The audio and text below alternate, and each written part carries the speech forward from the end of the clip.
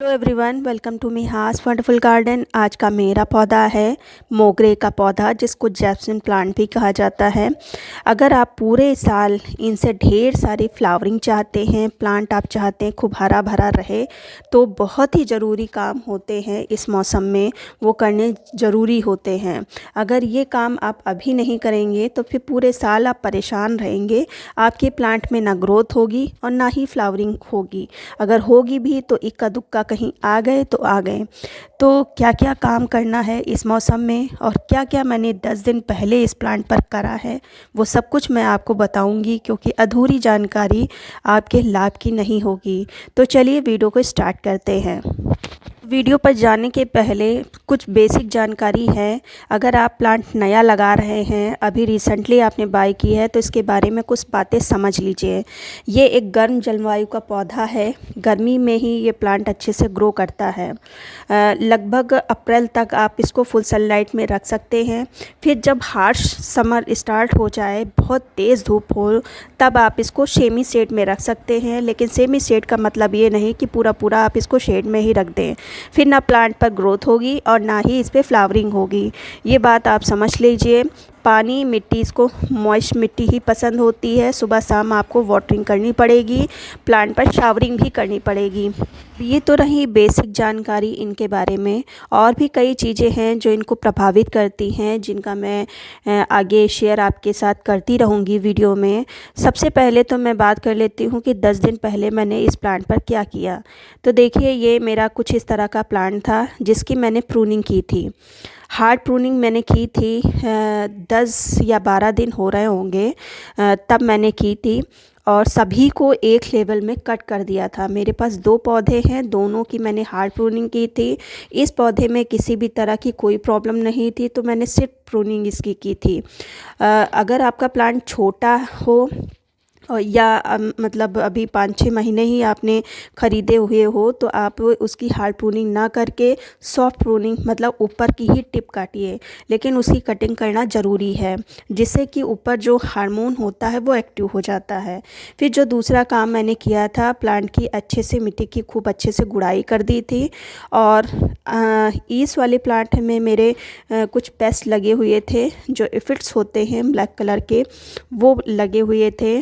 और भी कुछ प्रॉब्लम थी, प्लांट सूख रहा था, तो इसकी मैंने कटिंग करके इस पे दवाई स्प्रे की थी।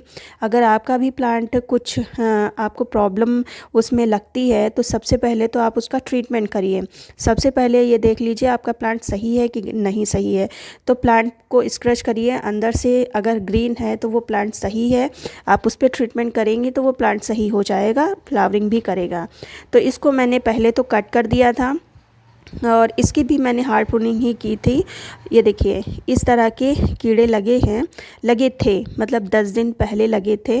तो इसके लिए मैंने लिया था, आधा लीटर पानी मैंने लिया था। और जो पहली चीज़ ली थी वो है नीम ऑयल।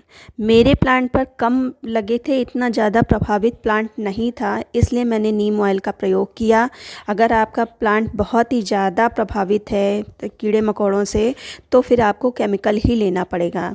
तो मैंने 1 चम्मच, आप मान के चलिए, ये मैंने आधा लीटर पानी में लिया था, थोड़ा सा ज़्यादा ही मैंने लिया है। तो ये देखिए, ये 1 चम्मच होगा, 10 ml समझ सकते हैं, इतना लिया है। और जो दूसरी चीज़ मैंने ली थी, ये जो हैंड वॉश होता है, उसको, हैंड वॉश की जगह पर आप जो शैम्पू होता है उसको भी ले सकते हैं, या जो सर्फ होता है उसको भी ले सकते हैं। मतलब तीनों में से कोई एक चीज़ आपको ले लेनी है और दूसरी चीज़ नीम ऑयल लेना है। अगर आपके पास सोडा है तो वो भी आप मिक्स कर सकते हैं। तो इन तीनों को आप मिक्स कर लें और अपने प्लांट पर स्प्रे कर दें। ध्यान रहे, ये ऑर्गेनिक चीज़ है, तो आपको बार बार यूज़ करना पड़ेगा। इससे डबल फ़ायदा होगा। एक तो कीड़े मकोड़े हटेंगे ही, साथ ही साथ आप जब स्प्रे करेंगे तो इसकी ब्रांच थोड़ी सी सॉफ्ट होगी, जिससे कि न्यू फुटाव होने में आसानी रहेगी। फिर इसके बाद जो मैंने जड़ों में पानी डाला था वो ज़रूरी है, क्योंकि उससे जड़ें एक्टिव हो गई। जड़ें जब एक्टिव हो जाती हैं, फिर उसकी आप रीपॉटिंग करते हैं तो प्लांट अच्छी ग्रोथ करता है। अगर किसी भी प्लांट की जड़ एक्टिव नहीं है और आपने उसकी प्रूनिंग कर दी, रूट प्रूनिंग कर दी, तो वो प्लांट शॉक में चला जाता है। फिर उसको रिकवर करने में बहुत ही ज़्यादा टाइम लगता है। तो अच्छा होगा अगर आपने उसकी रिपोर्टिंग प्लांट की नहीं करी है तो सबसे पहले तो ये ट्रीटमेंट कर लीजिए। ये पानी है चाय पत्ती एलोवेरा का। मैंने 1-2 दिन पहले एलोवेरा को क्रश करके और चाय पत्ती उसमें डाल के 2 दिन पहले भिगो के रख दिया था। फिर इस पानी को उतने ही पानी में मिक्स करके अपने प्लांट में दे दिया था। तो ये जैसे ये आधा लीटर है और आधा लीटर और मिक्स करके, ये जो चाय की पत्ती है मैंने किसी भी तरह की कोई छाना वाना नहीं है, ये चाय पत्ती वैसे ही पड़ी हुई है। तो सेम ऐसे ही हम अपने प्लांट को दे देंगे प्लांट की मिट्टी में। अब जो इसके बाद आज जो मैंने काम किया है वो है इसकी रूट प्रूनिंग का। रूट प्रूनिंग जब पूरे साल भर एक ही पॉट में प्लांट लगा रहता है तो प्लांट की जो जड़ें हैं वो पॉट में बाउंड हो जाती हैं। आप जब प्लांट से पॉट से बाहर निकालेंगे तो लास्ट में बिल्कुल सर्कल सा जड़ों का हो जाता है। तो उससे प्लांट आप जो फर्टिलाइज़र प्लांट को देंगे वो ऑब्ज़र्व नहीं कर पाएगा, क्योंकि रूट को बढ़ने का स्पेस ही नहीं होगा। तो जिससे न्यूट्रिएंट वो प्लांट उठा नहीं पाएगा और आपकी ग्रोथ जो प्लांट की है वो रुक जाएगी। तो ये चीज़ ज़रूरी है करना। तो ये देखिए ये प्लांट है और 10 दिन के बाद कुछ इस तरह से है। हल्की हल्की ग्रोथ भी स्टार्ट हो चुकी है, मतलब इसकी रूट थोड़ी सी एक्टिव हो चुकी हैं। अब हम इस प्लांट की रीपॉटिंग करेंगे। तो सबसे पहले तो हम प्लांट की मिट्टी को पॉट से बाहर निकालेंगे और जब तक आप इसकी रिपॉटिंग नहीं कर लेंगे तब तक ये जो ग्रोथ है वो अच्छी नहीं होगी। ये ग्रोथ काफ़ी दिन से है लेकिन ये बढ़ नहीं रही है। तो जब तक आप इसकी रूट प्रूनिंग नहीं करेंगे तब तक आपका प्लांट अच्छे से ग्रोथ नहीं करेगा। क्योंकि मैं आपको खुद ही दिखाती हूँ। आप ये देखिए, मैं ज़रा सा मैंने खुरपी लगाई है, ये देखें रूट कट रही है, मतलब कि रूट बिल्कुल गमले में भरी हुई है। तो ये जब तक कि रूट थोड़ी सी खाली नहीं होंगी, कटेंगी नहीं, तब तक कि रूट को बढ़ने के लिए मौका ही नहीं मिलेगा कि वो न्यूट्रिएंट उठाएं और ग्रो करें। तो इसलिए ये काम ज़रूरी है। और मेरा जो प्लांट है ये मिट्टी के पॉट में लगा है, तो मिट्टी के पॉट में ज़रा निकालने में थोड़ी सी प्रॉब्लम होगी। अगर आपके प्लास्टिक के पॉट में है तो कोई प्रॉब्लम नहीं होती है। तो ये देखिए, आप खुद ही देखिए पूरा मिट्टी रूट से बंधी हुई है। चूँकि इसकी जो रूट होती है वो थोड़ी सी सॉफ्ट होती हैं तो उतनी अच्छी नहीं विजिबल हो रही होंगी, लेकिन पूरी मिट्टी रूट से भरी हुई है। इसमें आप कोई भी न्यूट्रिएंट दे दें, प्लांट पर कोई भी प्रभाव नहीं पड़ेगा। अब ये इतनी जो प्लांट की रूट बॉल है उसका हाफ़ कट कर देना है। ये देखिए मैंने कर दिया है और हाफ से थोड़ा सा मैंने ज़्यादा ही किया है। और ये कम से कम 4 साल पुराना प्लांट है तो मैं इतना ही करती हूँ, कोई प्रभाव नहीं पड़ता है।